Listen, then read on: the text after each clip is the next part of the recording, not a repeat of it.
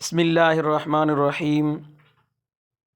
بہت سبق آموز واقعہ ہے کہ نمرود کی پٹائی۔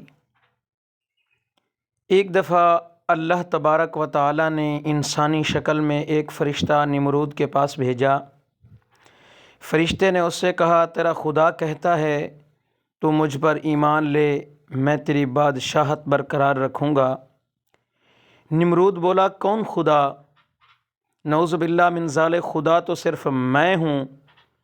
فرشتے نے دوسری اور پھر تیسری بار بھی اپنی بات دہرائی، مگر ہر بار نمرود نے انکار ہی کیا۔ اس کے بعد مچھروں کی فوج نمرود کی اس سرکشی کا نتیجہ ہوا۔ اللہ پاک کی طرف سے مچھروں کی فوج نمرود کے لشکر پر مسلط ہو گئی، جس نے لشکر کے تمام افراد کا گوشت کھا کر انسانوں کا خون پی لیا اور ان کی صرف ہڈیاں باقی رہ گئیں۔ مچھر اتنے زیادہ تھے کہ سورج کی روشنی دکھائی نہیں دیتی تھی۔ نمرود یہ ہولناک منظر دیکھتا تھا مگر کچھ نہیں کر سکتا تھا۔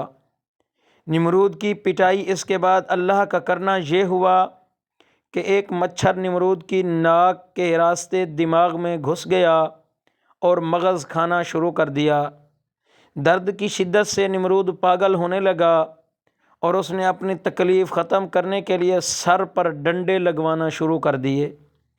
خدا کی قدرت کہ جب سر پر ڈنڈا پڑتا مچھر کاٹنا چھوڑ دیتا اور جب ڈنڈا نہ پڑتا تو کاٹنا شروع کر دیتا۔ کیفیت یہ ہو چکی تھی کہ جو شخص نمرود کے سر پر زوردار چپت لگاتا وہ اس کو اپنا سب سے زیادہ ہمدرد کہتا تھا۔ یوں ڈنڈے پڑتے پڑتے اور چپت لگتے لگتے تقریباً کم و بیش 400 سال گزر گئے اور نمرود بالآخر ذلیل اور رسوا ہو کر مر گیا۔ اس کو تفسیر خازن سے ماخوذ کیا گیا ہے۔ دوستو، یہ بہت بڑا سبق ہے کہ اللہ تبارک و تعالی نے اسے کتنی بڑی آفر کی تھی فرشتے کے ذریعے کہ تمہیں بادشاہت میں دیتا ہوں، تو اس نے کہا نعوذ باللہ من ذالک، میں خدائی کا دعویٰ کرتا ہوں۔